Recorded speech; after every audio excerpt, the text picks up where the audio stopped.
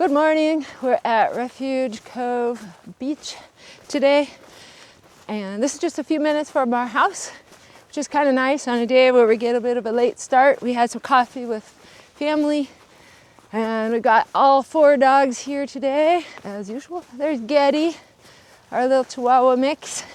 Geddy, oh, he's a big boy. Audrey, Edna, and Henry. These 3 know every single place we've ever stopped to play ball. So they will go right to that place and stand and wait to see if we're playing ball in that place today, right? We have our busy summer season about to ramp up. We'll have the cruise ship visitors coming. I think our first cruise ship is on April 21st, and we're starting to see signs of summer tour activities and just things that are different than they are here in the winter, like this boat out here, Kenai Fjords tour boat. Yeah, we don't see anything like that in the winter. So Geddy, leave it. Geddy likes to harass Henry. Yeah, we start seeing boats and activities that don't happen here in the winter. Tour boats. We've been seeing the tour buses out with driver training happening. So it starts getting busy. We have a population of about 8,000 people in the city limits, but about 14,000 total in our whole town, in the whole borough. So we are going to get about 1.6 million cruise ship visitors this year. So you can imagine how our little town changes drastically in the summer season, which the summer season, cruise ship season these days lasts from about mid-April to mid-October. Has really expanded over the years. I'm Janelle, this is Jackson, and during the winter time, when he's not working seasonally as a boat mechanic and sometimes kayak guide, boat captain, he walks with me every day with his little dog Geddy. I've been a dog trainer for many decades. I was a search and rescue handler and trainer for 30 years, recently retired from that. So my favorite thing is to get out in the wilderness and hike with my dogs. And lately we did some agility training. Geddy is right now ranked in our AKC Agility League as #1 Chihuahua. And Henry also achieved top score. Agility is one thing that I am not very skilled at. Jackson actually ran Henry in his last day of the competition runs, and they did really well. I wasn't feeling very well that day, and the snow was deep. You can actually see a video I made about that. You can see that up here. I'll put a card up there. And Jackson did really well with Henry, and kind of saved me because I was just not feeling it that day.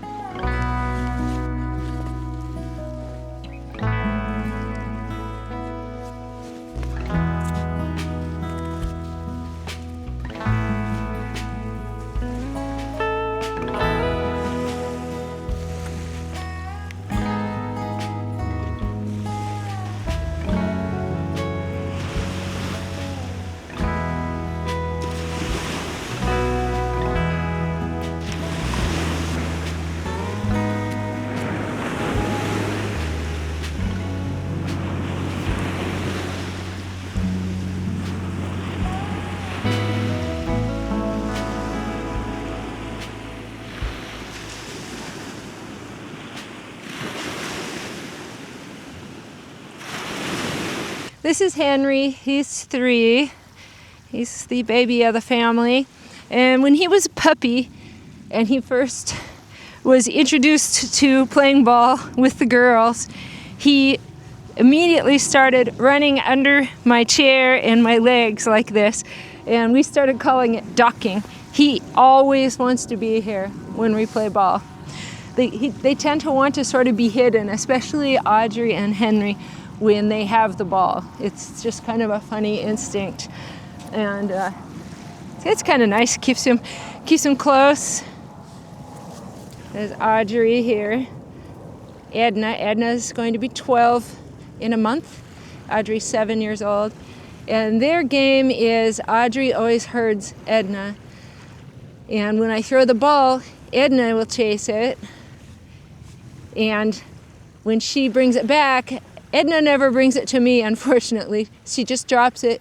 And then Audrey drops the ball she has and grabs Edna's ball. It's kind of a silly game, but that is just the way that they always play.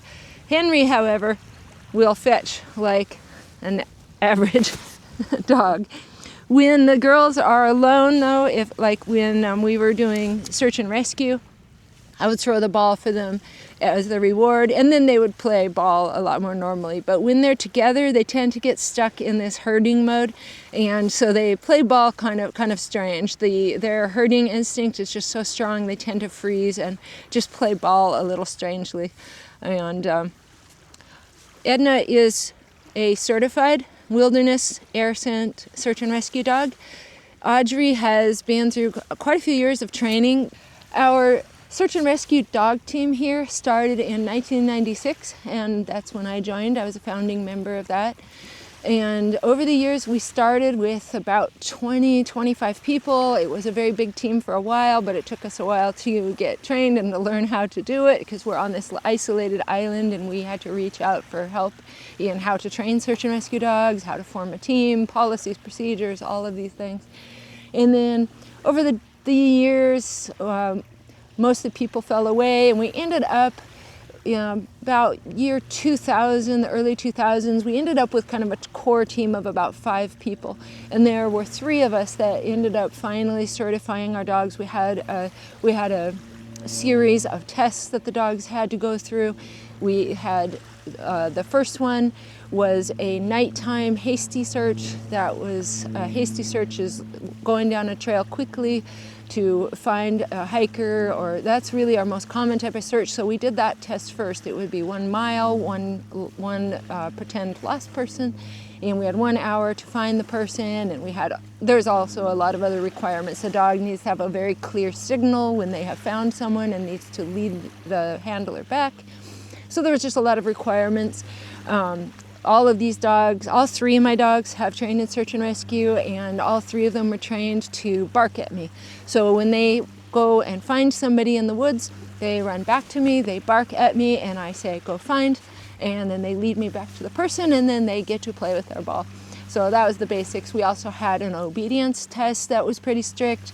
It wasn't just doing we had a long downstay, like a 5-minute downstay with the person out of sight while strange dogs and strangers would walk by them. So we had typical obedience, but we also had some other things that simulated realistic conditions out on searches, like riding in the back of a pickup truck. When we are out on these remote islands doing searches, we'd have to fly via helicopter or float plane to the search location. We often would just be picked up in like a Forest Service truck, and us handlers would sit in the back of the truck with our dog, driving very slowly on logging rows, and they would often have to be with some strange dog, people, gear. So we had, as part of our test, riding in the back of a pickup truck with the handler, with unfamiliar dogs, unfamiliar people, and we just did like a really slow little drive around a school parking lot or something. So that was part of our obedience test, and we had other things too. And then our final test was a test of the handler and the dog's ability to stay focused for many hours. So we would do 160 acres in this kind of terrain, that kind of terrain, to test the handler and dog's physical abilities, the mental ability to stay focused for that long, and also the handler's ability to navigate in tough terrain. In the early days, of course, it was map and compass, and then it became map and compass plus GPS.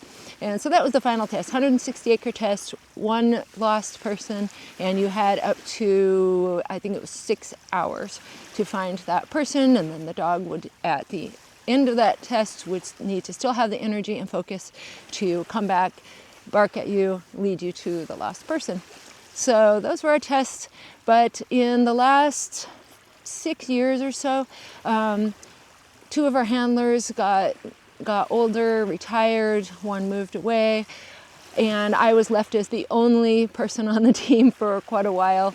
Really, the last 3 years or so, I tried to recruit. We had a lot of people who would join over the years and do the early training, and then they would just get tired of it, realize they didn't have time. It's extraordinarily time consuming. It's physically very challenging. You're out in this really rugged terrain, often alone, because on reel searches, you always have a team with you. You're never out alone on a reel search, but when you're training, you are out there by yourself. You, your dog, your compass, and this volunteer who's out there hiding for you so you can train. So you have to do a lot of work setting up these tests, learning navigation, learning wilderness safety, and all of that. So that's the long story of search and rescue. So in the last few months, I finally, after 30 years, retired from search and rescue, and now we sadly have no dog team at all on Ketchikan Volunteer Rescue Squad. So now we just come out here, we have fun, and still enjoy the great outdoors. So we're gonna play some more ball, and then we'll head home and have some breakfast. And here's what Jackson likes to do when we are playing ball. He has this rock crawler truck. Tell us what kind it is again, Jackson. It's an Axial SCX 24. He just this week put a little winch on it to help him get up these rocks. It's an ID badge retractor. He attaches it up here with a little treble hook, fishing hook. And then it can help him come up these slippery, really steep rocks. These rocks are pretty slippery this morning. And then it will release itself. He also has a remote control boat, which you'll see in some of my videos. And Geddy sits here and helps him. A lot of the reason Geddy gets tucked into the coat isn't just because it's very cold out here, but Geddy has an obsession with chasing and harassing and barking at Henry. It makes him feel strong and tough. It's his Chihuahua side. All right, back to playing ball. Almost time to go. This is our tradition.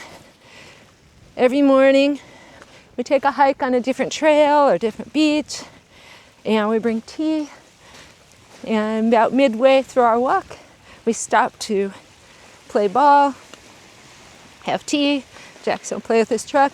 I also will do little paintings often. I'm an art artist. Is my other thing I like to do. Actually, that's my degree. I have a degree in fine art. And you can actually see I have another channel called Danelle Kelly Art. And you can see my dogs and us out on hikes doing a lot of painting and exploring. This is Audrey's habit. She likes to skulk and hide. Can you even see her up there? Let's go find her. I have to have 3 balls. One for Audrey because she grabs it and then hides like this. And then I have to have a ball for throwing for Edna. And then Henry has his ball over here. I have to have 3 balls or things just don't work.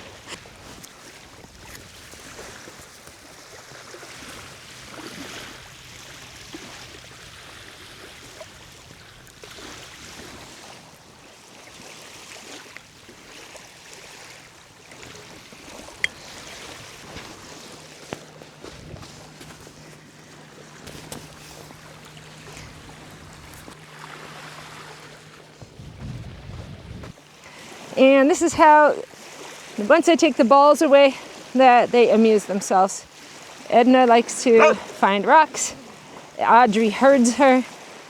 And now the Chihuahua is harassing Henry, who is stuck in herding mode. The wind is really cold, and we are hungry for breakfast. So anyway, thanks for joining us yet again for another walk. And we're gonna get these guys home. I'm sure they're hungry too, but they never think about food when they have hobbies. Right, Edna?